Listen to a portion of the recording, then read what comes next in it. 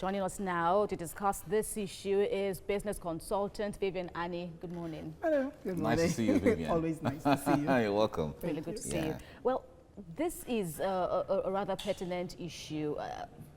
Where do you stand on all the moves the government is making now to combat the effects of this disruptions?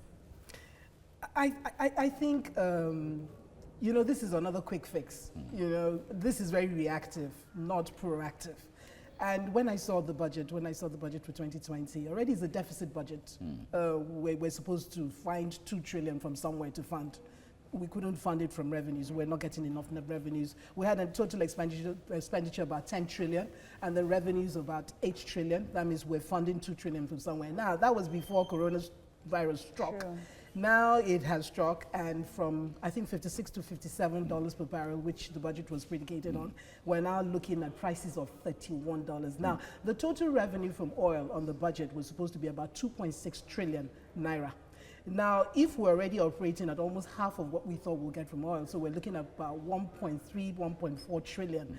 If it continues like this, remember this is just the beginning of the year, it might pick up and it might go way above even the $56. And by the time you average it out, we could still make up because this is just March and a lot could happen. You know, so that's my take. More deficit funding if it continues like this. Now, the government has decided to, you set up a committee to look into the review of how, okay, well, you said it's reactionary, but let's look into the projection of how things can or could look like. OPEC is still looking forward to a cut in supply. Now, the other issue that they're still trying to negotiate with Russia, who is also a major player in the global oil industry. Saudi Arabia is investing big time into shale, which is also like an alternative one way or the other, which will certainly also add into the world supply. What do you foresee? Are we seeing the beginning of the end of oil, really? The beginning of the end had already happened quite a while ago. As soon as certain things happen in technology, I remember that technology is driving a lot of this move away from oil. Right now, a lot of people, you know, overseas are dumping normal conventional diesel, petrol cars for electric cars. Fossil fuels. For non-fossil. All the talk about, you know, climate, global change and global warming has really moved a lot of people away from this fossil fuel mindset in the last couple of years. So if you talk about Saudi is a very interesting example because Saudi has been very proactive.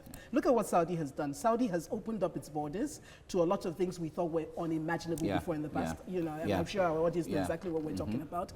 They have floated their own equivalent of NNPC called Aramco. They have floated it, and right now it's the most valued company in the world. It is at $2 trillion. So Saudi has done a lot of things that we've not even began to think of doing in Nigeria. And look at Russia. Russia has never been OPEC compliant, and what has happened is not going to change things. So you will see the power of OPEC diminishing. When you talked about Saudi and shale, remember America and shale oil. America now is competing head-to-head with Saudi as per a supply. And even the shale producers in the United States are having problems. They can't get funding because everybody has an eye on the future and they know that the days of oil are getting away now. But then it's been suggested, you know, when we look at all these recommendations of what's working elsewhere, the Saudi example, for example, would it be a copy and paste, you know, solution? Would it work in our Nigerian scenario now? Looking at our refineries, you know, still struggling to keep up and all that. What do you think should be the perfect recipe to make Nigeria more vibrant than it is? More vibrant than it is. We should look at, if you look at diaspora remittances, Nigerians who are expatriates abroad and remitting money back to Nigeria, I think as that last year was about $25 billion. But that doesn't even tell the full story because a lot of those remittances came in informally. So meaning it wasn't captured under the 25 billion.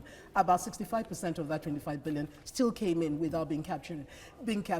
I have always pushed for financial inclusion because I'm very mindful of the fact that a lot of naira and dollars are sitting under people's mattresses in their respective homes. And for as long as that money is not within circulation, we don't have a buffer.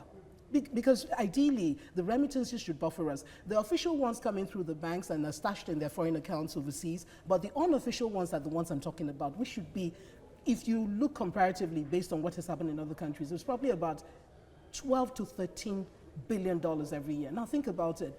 If $1 billion moves from people's mattresses, under their mattresses. Into the system. Into the system. Whoa. Imagine what will happen to the value of the naira. All the noise about central bank intervention in the foreign markets, each time you read the figures, it's never more than $200 million, $300 million. They do it basically to stabilize the naira.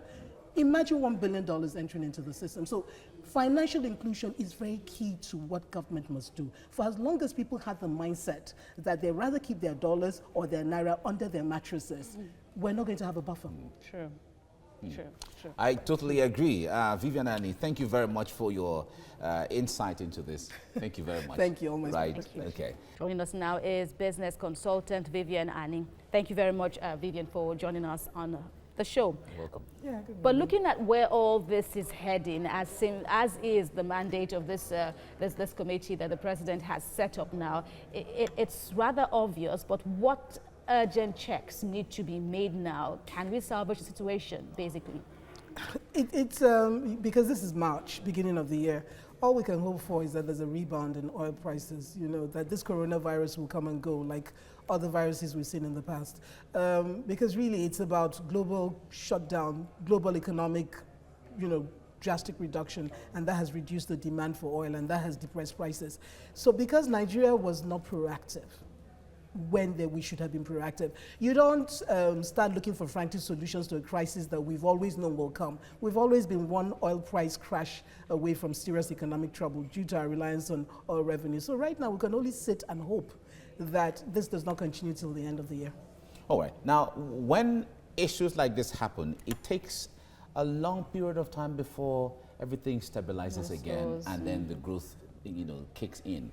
Now, Nigeria depends solely on oil, and anything that happens to it, it begins to shake in that regard. If this continues for a period of time, are you seeing a likelihood of us slipping into a recession or something? We could. This is the problem about the Nigerian oil thing and, vis-a-vis government budgets. Oil accounts for a very little portion of Nigeria's GDP, about 5%, you know. But the problem is it accounts for about 90% of the foreign exchange earnings for Nigeria. That is where the problem is. And Nigeria is an import-dependent economy. What it means in real terms is whatever happens to that inflow of dollars will also impact on the value of the naira. And when it impacts on the value of the naira, and government is forced to devalue because the demand for dollars is a lot higher than the demand for naira. What happens is once they devalue the naira, inflation kicks in. Serious inflation kicks in, and that will cause major distortions across every sector in Nigeria. So if this continues, and I'm really praying it does not continue, because like I said, you don't start looking for solutions that will take years to bring outcomes in the middle of a crisis. And I'm really hoping that this coronavirus thing is just a blip on the anything else that's going to happen this year. But if it continues, believe me, it's not going to be easy. And people have even said it could be worse, if all hands are supposed to be on deck, but people are even projecting that we need to do something urgent so we don't have a worse variation of the recession experienced in the past. But again, let's also look at the issue of the economy. Now, government has had to go back to the lawmakers, the Senate specifically, for loan approvals and all that. The debt profile is mounting. So where do we go from here? How do we fund the budget? The scary thing about the debt profile mountain is that we have these debts coming up, but growth is very poor.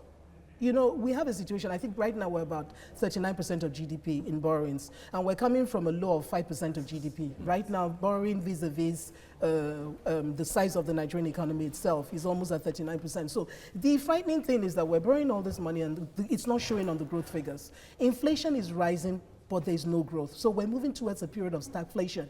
And like I said, I really, really pray, and all of us should collectively, because this has become prayer time now, pray this does not continue. Isn't that one of our number one characteristics as Nigerians? We're very good at praying. Pray. Yes. All right. This discussion continues, but we'll have to leave you here now. Thank you very much, Vivian Ani, for coming on the program. Thank you. Always my pleasure. Thank you.